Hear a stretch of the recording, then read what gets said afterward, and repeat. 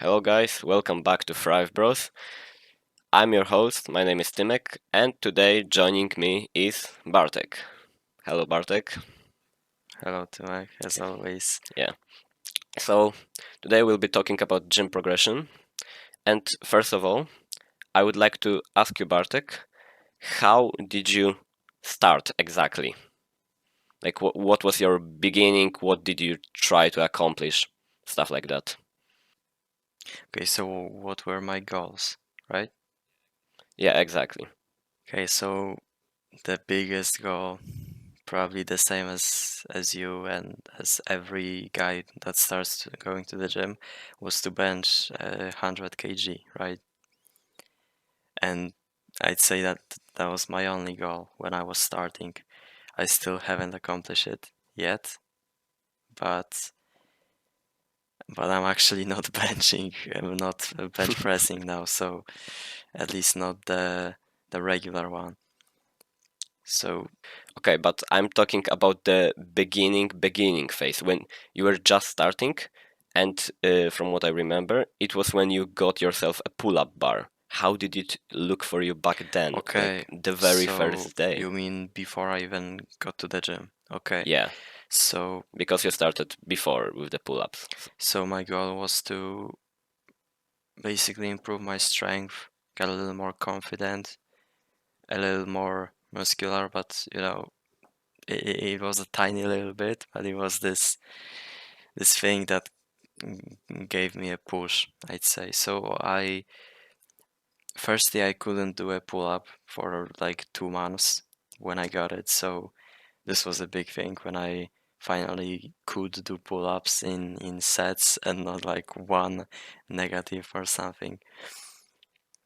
So Okay, so you started like with negatives, yeah, like with using bands. no, I started with calisthenics in like overall. So I I could do like only 2 or 3 deeps. So that was my goal. I wanted to become stronger in this exercise. I wanted to do more normal push-ups and stuff like that.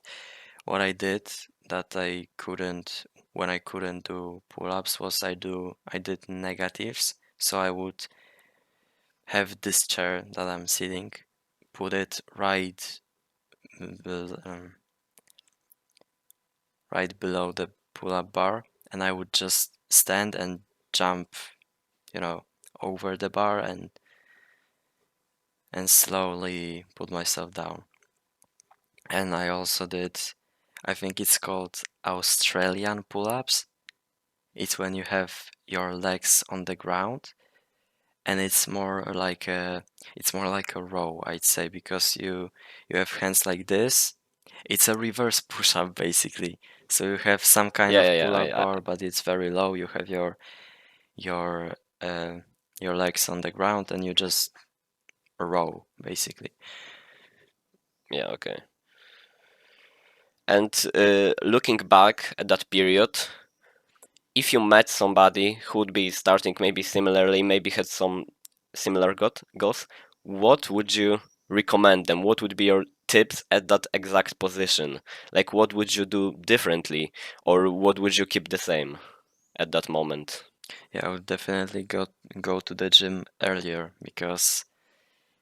it's because I thought that it was you could only go when you're 16 because my father told me that once, but it wasn't actually true.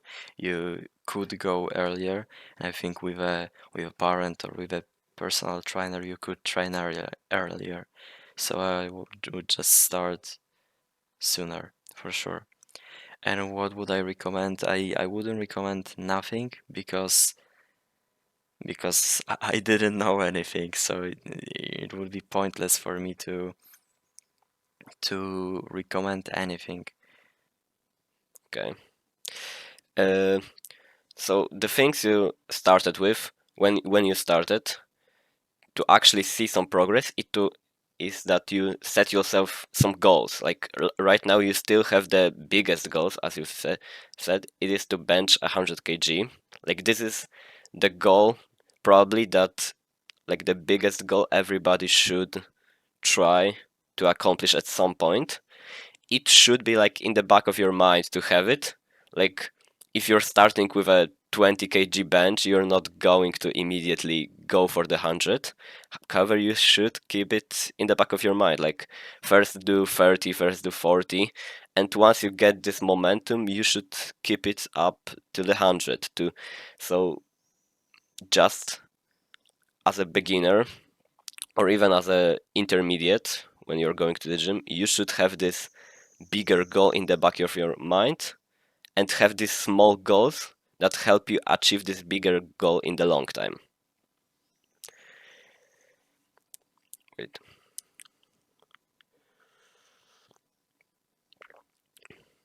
And I think it works not like it works in every like exercise, every movement you do. So as Bartek mentioned, when he got himself a pull-up bar, it wasn't like he already did pull-ups normally. He would try to start with negatives, with those Australian pull-ups, as you mentioned. So have this small goals at the beginning to actually be able to do pull-ups, because logically speaking, if you started just trying pull-ups, you wouldn't really get that far with only doing pull-ups. Like if you don't have form, you can't even do one pull-up. No matter how much you will try, you're not going to really progress with that. And I think many people have this kind of a roadblock in their mind. So now I was talking about actually achieving the pull-up. However, I will mention how it kind of looked for me after achieving the pull-up. So when I was already able to do the pull-up, and I'm talking about like 6 pull-ups, 7 pull-ups, I would I was wanting to wait for like getting 10 or 12 like normally, so I wouldn't struggle with doing 10 or 12, and then push my weight further, so I would do pull-ups with 5 kg or 10 kg. However, if you Bartek remember, it didn't really go too well, I'd say. So I would achieve the pull-up, do it for like 6 months, get maybe 1 or 2 reps more, and didn't really improve that much on it. However, the last time I went to Bartek's place, I started doing pull-ups with 5 kg, and that kind of changed my roadblock. So instead of thinking that, yeah, I need to get to this 10 or 12 reps to actually increase the weight, I started doing less repetitions with the weight, with the higher weight. And it wasn't as few as I thought. It was just like during, let's say, those 10 reps on pull-ups, I was just getting tired of holding myself, of doing those pull-ups. So I would do like 10, 9, 8, sometimes like I would do less and less with every set. However, after starting to do with the 5 kg, it wasn't like I did 4 reps, 3 reps. No, I did like 7. And it isn't even that much fewer, lesser, I'm not sure. And it's just that the roadblock of me thinking differently changed how I would improve in the long run. Because if I kept doing for those 10, 12 reps and then start increasing the weight, it would take much longer time to actually get to that point. Like I've said, I started doing pull-ups like half a year ago, and I I started from doing like I think 6 or 7, and now I would be doing 9 or 10. Like it would take me another probably half a year or maybe a few months to get to this 12-point range. So that's one thing that Bartek like helped me with, like changing my mindset on that. And I'm kind of curious, did you have a similar experience during your pull-ups? So how early did you start adding weight?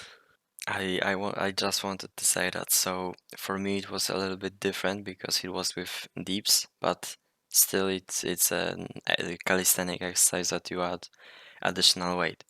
So basically, it was that I was doing normal kind of dips, without any weight. I would get to the point that I would do like, I don't know, 15, let's say 20 in a set. And a personal trainer that just works on the gym walked up to me and asked if I do weighted dips, and I said no, not exactly. I don't really know how to add this, how to how to set this up. And he was like, yeah, it's actually very easy. I can show you. And if you did that, it would really speed up your progress, you know? And it changed my mindset because I then started doing with 5 kg. And the biggest thing that changed my mind was this one training session that I was already doing weighted dips, but it was with 5 kg. It was very low, and basically there were guys at the gym that I knew from the past and weren't really friends with them, and I was kind of in shape already, so I wanted to kind of impress them, I'd say, show off. I don't know. It was around 2 years ago, or maybe a year and a half, so a long time ago. But I think I wanted to show off and impress them, and I added 15 out of nowhere. I jumped from 5 to 15, and I did it for like 2 reps less, and it totally blew my mind. Like it was either adrenaline. I wanted to show them that I'm, you know, or just progressive overload. And the fact that you do 10 or 8 without any additional weight doesn't mean that you cannot do 8 with 5 kg. It's progressive overload. You gotta, if you don't see progress, you try to approach it from a different angle. So you, just how you did and how I kinda did, but on a different exercise, but with the same core. Yeah, I think that if you're going like alone to the gym, one of the break points for most people, like you said, so doing the dips with a 15 kg to impress some guys you knew. I had a really similar experience. It was with a leg extension, I think. It wasn't even with guys I knew. It was some two random guys, and we were exchanging on the machine because we have only one. And I would be doing it before them. Like I would do, I don't know, 30, 40 kg. And they approached me, asked if we could do, like, they would do some sets, then stuff like that. And I looked, they were like really similar build to me at that time. I think they were maybe like taller or something. And they were doing, I think they started with like 70, something like that. And I was like, why aren't I doing a 70? Like, if they can do it, like, they aren't really looking that much more experienced, that much better, and they can do it easily. And after, like, I think the last set or one before that, I started doing like 5 kg less than they were doing. And I didn't really have any problems with it. It was just that I thought I can do 40, so I was doing 40, and in some time I would probably add like 5 kg, 10 kg to that. However, when you have someone like really similar your build, really not having any problems, even if they may not be similar, because yeah, you can't really see leg muscles that well. Yeah, maybe they have them really greatly developed. However, just having this little push to increase the weight, to see what will happen, like what's the worst that will happen. You're not going to really injure yourself that much. At the very worst, you're probably going to do like 2 reps and be like, yeah, I should probably decrease the weight. But there will be times when you're just not having problems with it that much. I kind of had a similar experience, I think it was 2 or 3 days ago. So I was doing like incline bench on a machine, because the bench was like taken, so I didn't really have a normal option. And normally I track my like weights I do on in my notebook on my phone. And I didn't really check that time how much I was doing. I was like, yeah, it was I think it was like 50 kg at the beginning because like the last guy left it, and I was like, yeah, I can start with that. I was doing like my uh, set just before my last one. I think it was like 66 kg. On a machine, it's pretty different than on a normal one. It's pretty easier. So it's not like I would do 60 on a normal incline bench. And I did it for like 7 or 8 reps around that range. And I checked then on my notebook how much I did in the past, like whether I was doing 71 or 76 at that moment. Because I was thinking that since the 66 went so easily, I should be doing probably more. And I checked the last time I was like doing my PRs, and it was probably like a month back, not even that long ago. I had 66 on 3 reps. It was just that I started with some lower reps, with low, like on the sets before, I started with lower weight. Kind of tired myself doing the low weight and more reps. And when it kind of finally came to the last set of doing like the 66, I was just too tired and did 3 reps and thought this was kind of the max I could do, instead of starting with from a higher point and actually get to do like over twice as more reps. So yeah, there are these kinds of roadblocks you just need to change, as you said. So if you're feeling that you're not progressing with set weight, maybe increase the weight, maybe try from a different weight, because sometimes it's just the thing that you've started with a really low weight, then did one on like medium weight, and the last like if we're talking about like 3 sets, 4 sets, you did a lot more sets on the lower weight, medium weight, and when you finally come to the like your max or your the higher weight, you're just not able to do it because you're too tired for it. I'd say it depends on a person because some people prefer to be more warmed up, and some just can get straight to it. You know, I know people that would, when they are really strong, they would go from, 20 kg, so empty barbell, then 40, 60, 80, and they can bench like, I don't know, 150, but they would go through this process just to warm up properly because that's how they perform the best. So Yeah, I'm not talking for you to like if you're doing 120 bench for you to like start at 80, because it is kind of you're not getting this warm up. However, on like set exercises, if you're doing, I don't know, leg press, like leg extensions, something like that.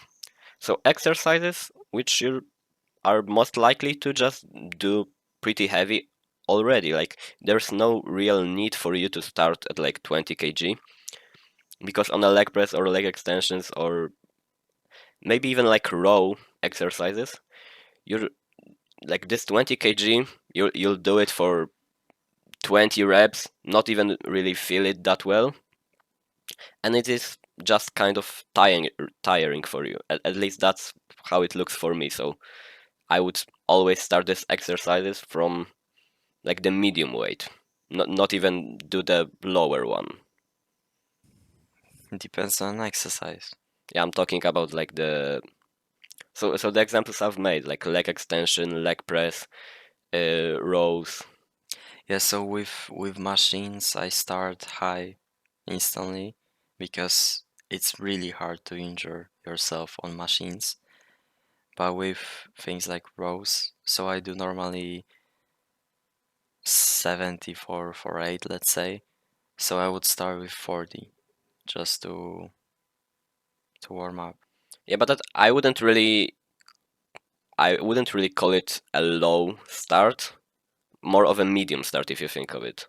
Because a low start, I would call it like just the barbell, Okay, then it's and like you do on bench, and like on a row, there's no real reason to start with just a barbell, if you're able to do more, of course. yeah, but it's just a different exercise. That's why. Because bench press, it's more like deadlifts and squats. You gotta start low to warm up. It's a very compound exercise. Exactly. Also, if you're talking about like progress, the most type we've mentioned right now would be like strength, endurance training. So how much you're able to like actually, how many sets are you able to do, like reps, how much weight are you able to do on those exercises. However, not every exercise is focused on those two things. Like there are uh, exercises for things like flexibility, for things like not really measurable strength. And I'm not talking about that this would be so much strength that it is unmeasurable. However, I'm talking on things like jumping on a box, maybe jumping with some weight, like throwing balls. You're not really able to weight those exercises, but they help you in different ways. So, I don't know if you remember, but I think it was one of the last days I was at your place, and we were doing legs. Yeah. And this was the point when your knee was a little bit hurting, so you decided to do like squats on a box. Yeah, box squats. Yeah. Because I couldn't go low basically because my knee started hurting. And after that time, we played basketball, and you said that you felt your jump go higher with that. Yeah. I'm not I'm not talking that this was like the great improvement, like, and maybe you felt it or it showed just a little bit. However, what I mean is that there are some exercises which have another type of usefulness in them. So that their reason isn't really to gain like strength or endurance, but maybe like mobility, flexibility, stuff like that. It's more of a, if we're talking about plyometrics, it's more of a power creation, I'd say. Because with I explained why I thought I jumped higher on a video that we decided not to publish. Yeah, we never explained why. Maybe we're gonna do it uh, later. But basically, there was a study that showed that when you perform an exercise similar to a certain movement a set time before, you're gonna improve on this movement almost instantly. So when I did box squats are very similar to regular jumps because when you're jumping, you're not doing the same movement as in normal squats because you're not going all the way down. You're like going halfway down. So the same as in box squats.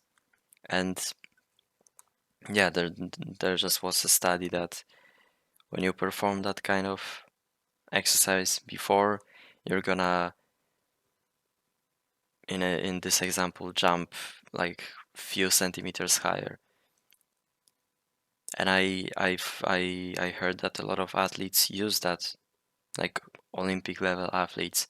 So I don't know when they sprint, for example, or all this different type of sports, I don't know, which I'm not gonna name because I don't know how they're called. Yeah, but kind of coming back to that, since you have this exercise that help you improve your jump strength, maybe help you improve your throwing strength, stuff like that, you can then, if you know them, of course, at this point, you can make yourself a plan, or like find yourself like a plan on the internet. So I'm not sure how you started. Like, did you make yourself your first plan when you started going to the gym? Like, really getting to know stuff, getting to like know what you want to have from this gym? No, not exactly. As you know, I started going to the gym with my father the first time, but I don't know if you knew, but my father actually was going to the gym earlier. So before he started going with me, he would go like 6 years before for a year. And he would train with this one personal trainer that I think you met him. The the very big guy, a little bit balding, yeah. Yeah, okay. Uh, so he would train with him 3 times a week, full body workout, and this trainer would make him a routine. And when we started going to the gym this 6 years later, we followed this same exact routine. But after I got more advanced to the gym, I wanted to go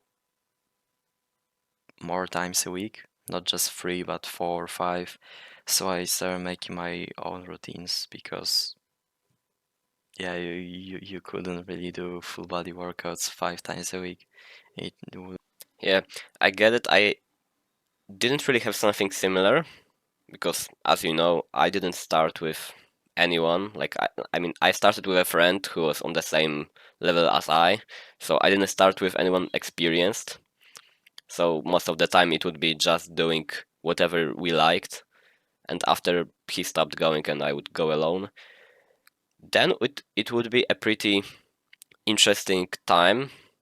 So since I didn't really know what you should exactly do, like what exercises you should do, how you should do them, like how exactly a good plan looks, for some time I would still stick to doing what I liked, whatever I felt like doing.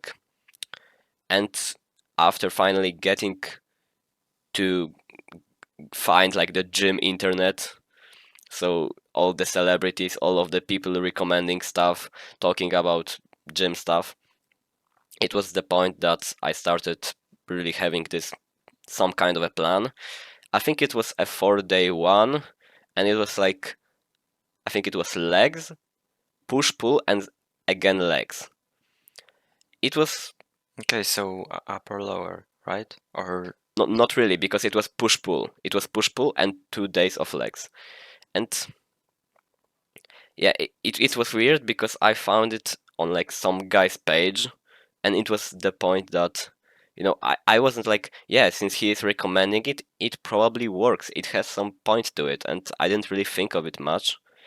And yeah, he talked like, you do 2 times a day, you do 2 times a week, you do legs, since most people have uh, like skinny really, legs? yeah, like really skinny legs, and not many like half of the people literally skip legs, so you should do them like twice a week. Like the second day, if you like missed it, it isn't really a bad situation, but you should try to do them both. The thing is, after some time, I think I may have talked to you at that moment, I'm not really sure, because I've noticed that my legs are growing much faster than anything else. And it isn't really a good experience to have when you're trying to get this big chest, when you're trying to have abs, like try to have some pull-ups, and you're squatting like 70 kg and benching like 40. It wasn't really the best feeling. And after some time, I've talked with you like what your plan looked like, what did you do. I'm not sure what exactly was the time period. Like, I think I went to your place at some point, and you introduced me, I think, to actually having like your muscle groups 2 times a week. So having this upper lower uh, plan, because uh, I missed one thing I from before. So when I found that I'm doing legs much faster than anything else, I was like, yeah, then you should do things 2 times a week probably. However, I only have 4 days, and because everyone was talking about push pull legs, X Arnold splits, stuff like that, nobody was talking about workouts like upper lower body. So they never really occurred to me. Okay, so my solution to the problem was, since I have 2 leg days and one of push and pull, I'm going to do two push on a set week, one pull and one legs. However, then I wouldn't be really developing my back.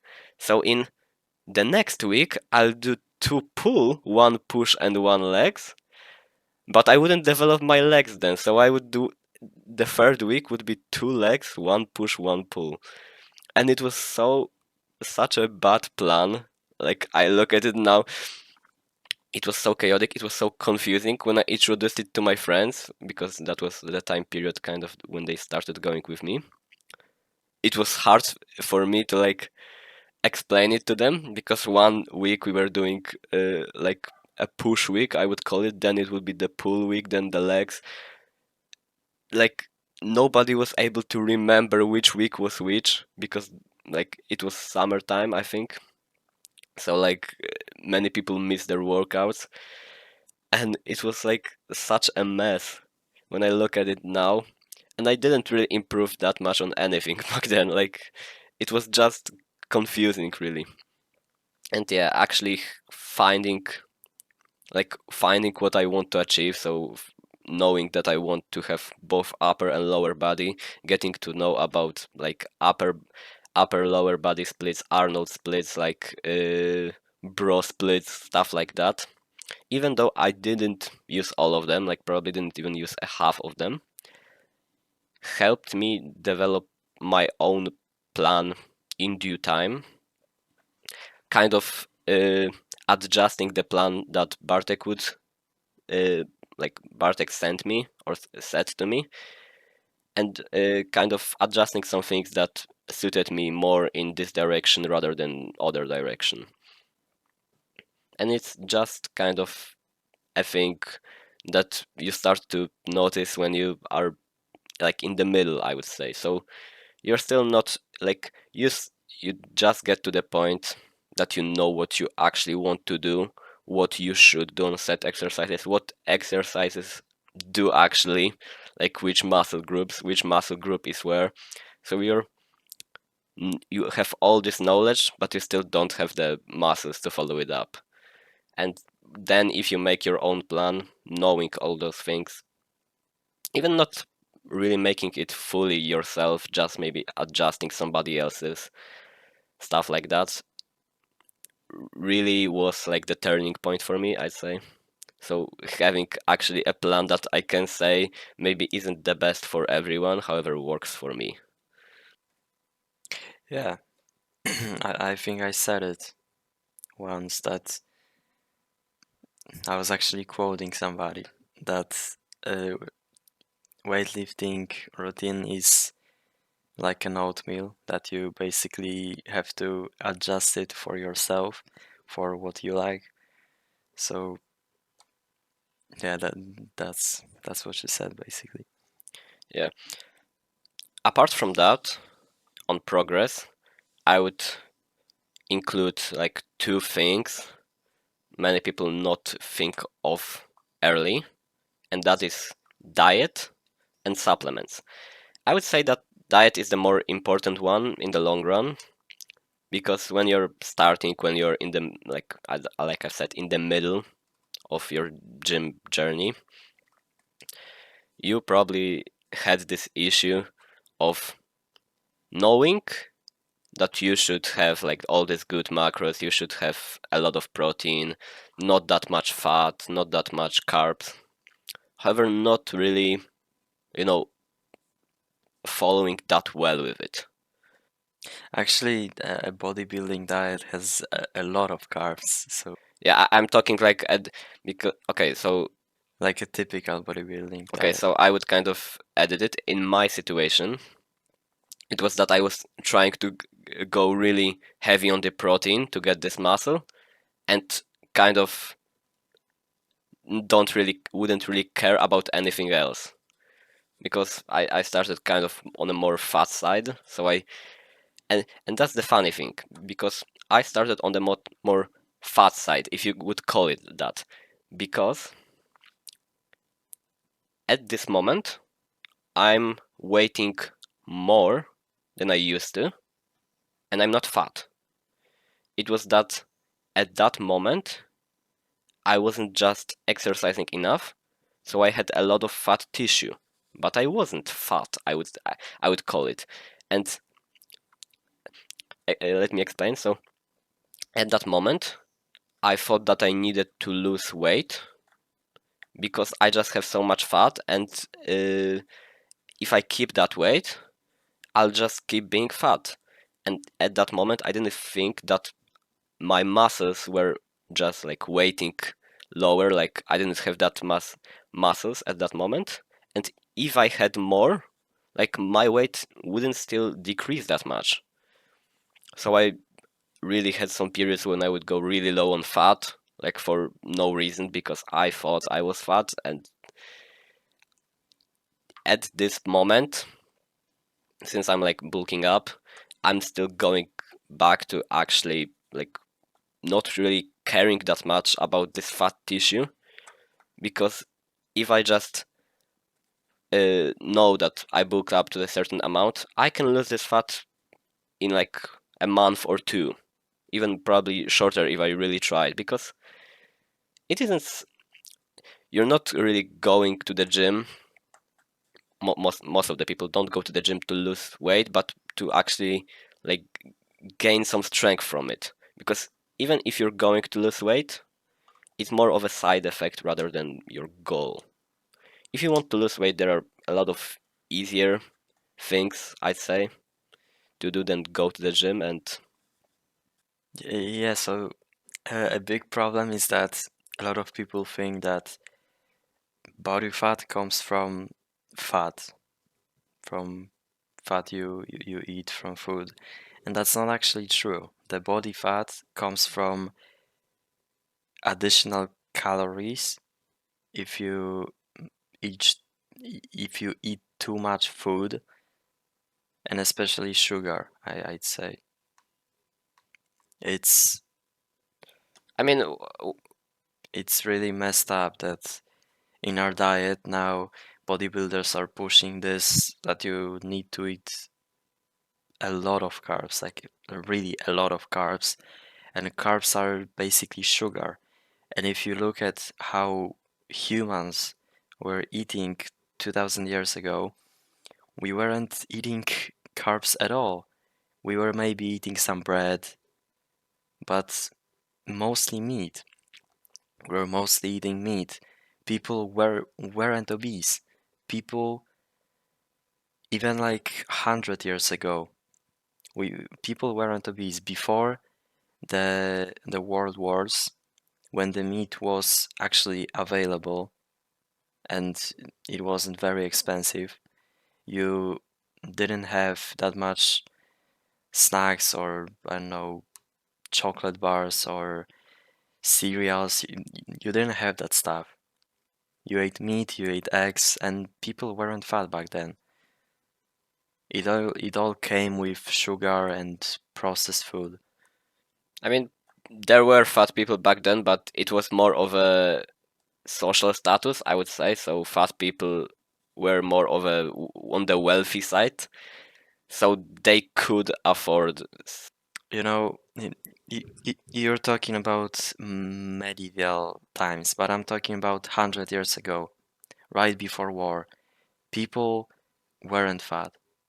Really, look at pictures. Maybe you can find one fat person out of 100,000. People just weren't obese. And now half of the population basically are obese. yeah, lack of physical activities. Man, I like 2 weeks ago, I've seen USP, yeah, United States PE class in 1960. I think Kennedy was a president, or I'm wrong, but Uh, it may have been him, or he was like a few I years think he later, I was. think. I don't remember, but the president that was back then was saying that physical activity is the most important thing in for especially for males, but for females as well. And if you search it up and see the videos, man, they all were jacked.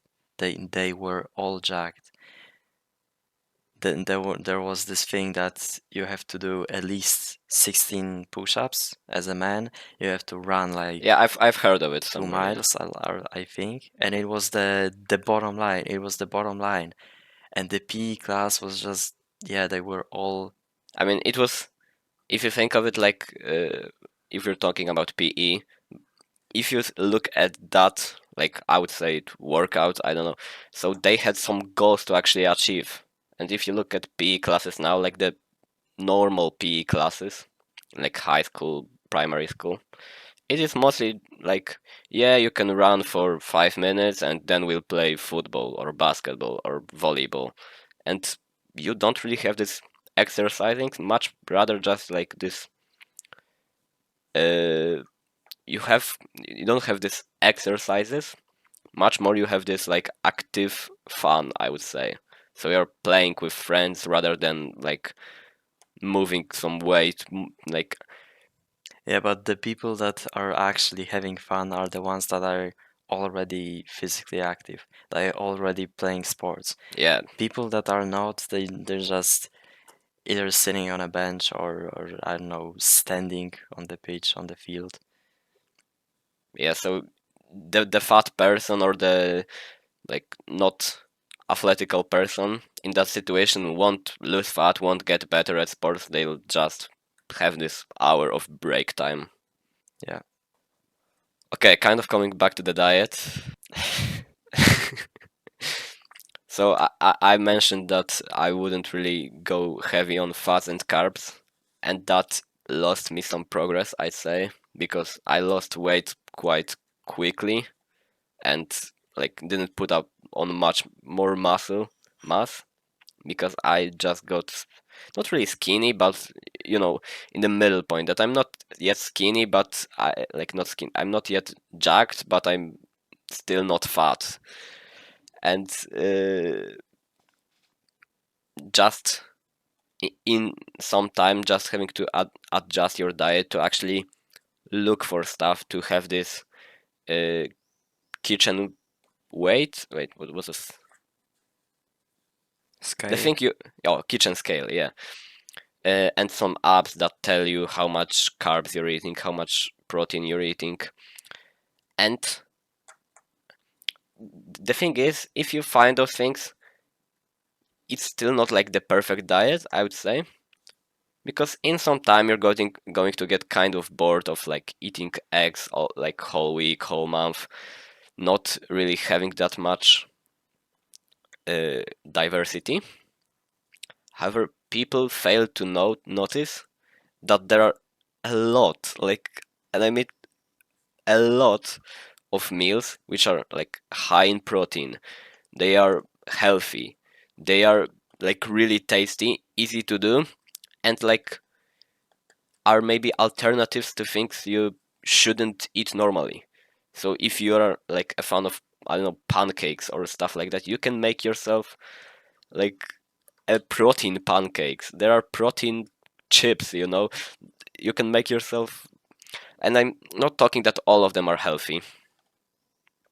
However, if you are like, and I'm talking like if you've been eating eggs for a whole month and just you have the option to have a cheat meal, which is like, I'm talking like Nutella and stuff like that, or actually make yourself some more healthy way of the same meal without losing the taste and just having this better alternative. And I'm not talking that you should like eat protein pancakes like 24/7 2 times a week or something like that, but if you're getting to the point of not getting any diversion, of just getting kind of bored with your diet, because yeah, like you could easily have a lot of different meals. However, not all of them are cheap, and if you just want this one day to have something different, and as I've said, pancakes were like the thing I did once. But however, there are a lot of different things. Like you can make eggs and tuna fish paste for like bread and stuff. And yeah, you can't really find anything unhealthy with that, I'd say. It's just that the point I'm talking about is that you should look on the internet for some alternatives when once you feel like your diet is getting stale. I wouldn't say you should do that if your diet is stale.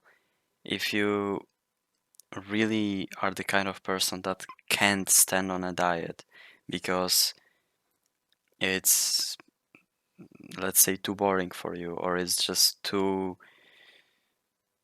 much something for you, that you can't stay on this diet, that you can't eat eggs every day, meat every day, and I don't know what else do people eat.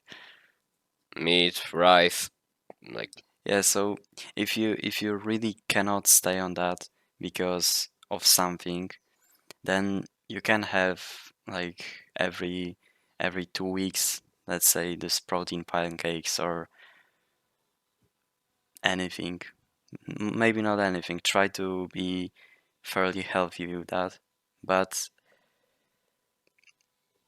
a stale a stale diet isn't a bad one, because you need to understand that eating eggs and meat and vegetables every day is what humans were eating before supermarkets existed. When people were hunting, when people were farmers, they used to eat that, and they weren't bored. yeah, I'm talking more to a person who is like maybe not just starting, maybe they are close to getting some experience at the gym. However, like like they have trouble sticking to the diet. They like eat out maybe with friends, maybe buy themselves some like chips, some I don't know cereal stuff like that. So things they know that are unhealthy, but they just need to get this like diversity from something. Like they can't just they have hard time sticking to the diet, and just having this healthy option of a meal you already know. And like I've said, I'm not talking about pancakes. You can have taste like healthy cereal. You can have more healthy bread. Like there are a lot of things that are just that. Yeah, okay, bread was a bad example, but there are a lot of things that you may crave during your diet that you miss from like before starting it, and it's better to do a healthy version of it rather than eat it normally. And there are like healthy versions for 90% of like the bad stuff you eat or ate. Okay. Okay, and Then I agree with you. yeah, okay. And the second thing I was talking about is supplements.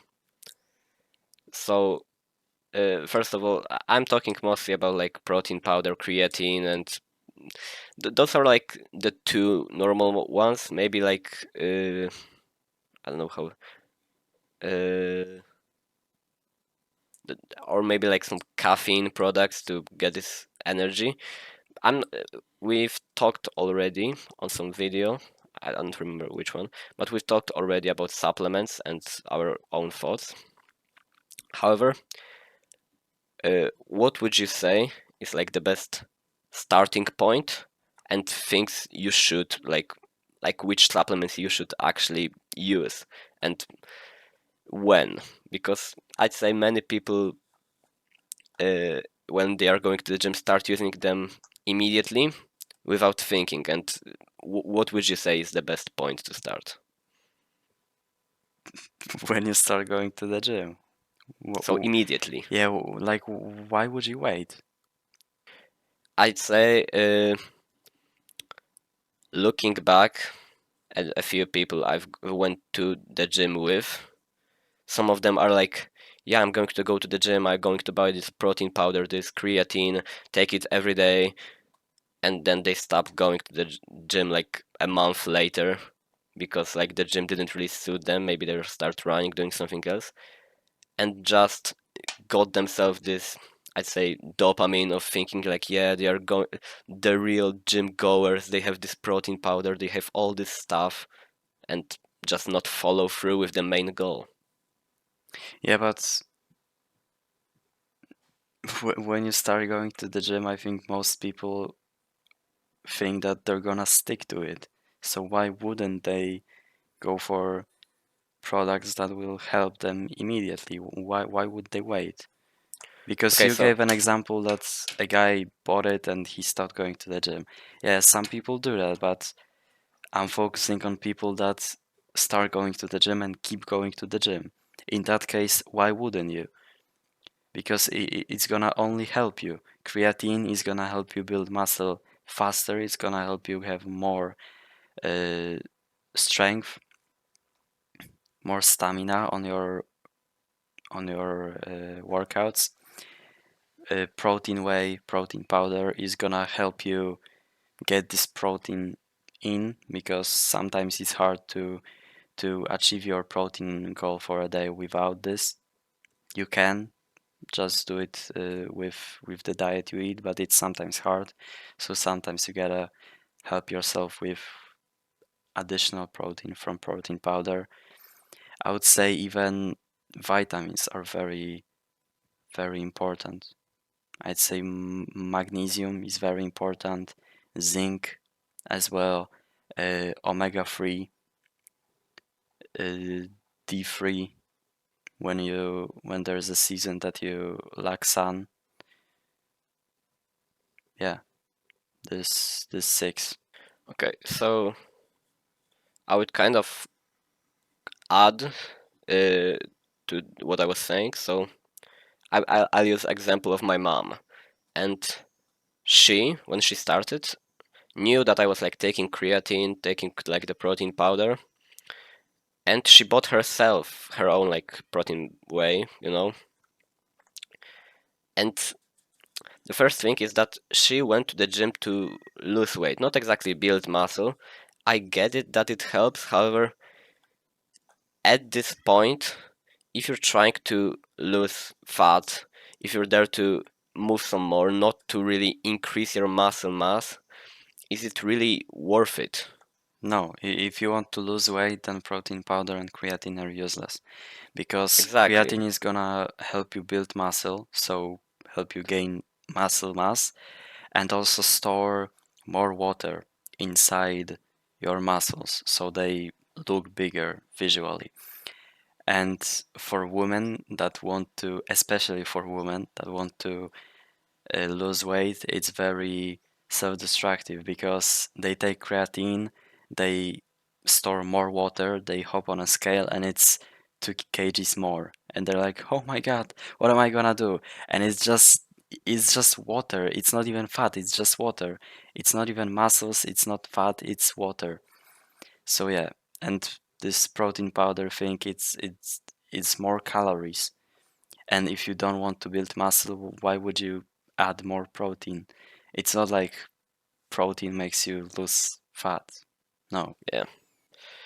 So,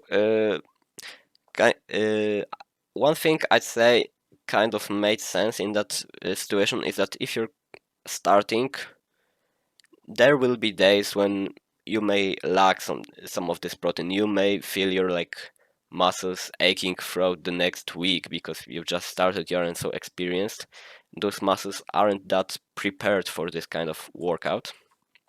And at that point, I feel that you can take the protein powder once every few days, maybe once a week, just to have those muscles regenerate, kind of, just to have some of this protein. However, as you said, it is like counterproductive. If you're trying to lose weight, why increase your muscle size for you only to think that you put on weight while actually you lost fat but would put on muscle? You know, if you want to lose weight, it's just stupid to go to the gym. It's just, it doesn't make sense. Weightlifting, resistance training, strength training, it's not for fat loss. If you want to lose fat, just do some cardio. I don't know, go for a run, go for a walk, swim, ride a bike, do something that requires more Endurance training. endurance training. Yeah. Okay. Okay, the last thing I wanted to ask you is that many people at some point, like they've been going to the gym for a year and a half, they've stuck to their gym plan, but there comes a time when they just, yeah, they'll miss one day on their plan, maybe they miss 2 days, maybe they don't feel that well. How do you find motivation to keep sticking to it? Like maybe there is a worse day. How do you find yourself to like actually go on that day you feel worse? How do you find yourself maybe not really caring about how you feel at that moment? And if a day is missed, you don't really mind that because sometimes like accidents happen and you're not going to be at the gym every day. So how do you find that motivation? You don't.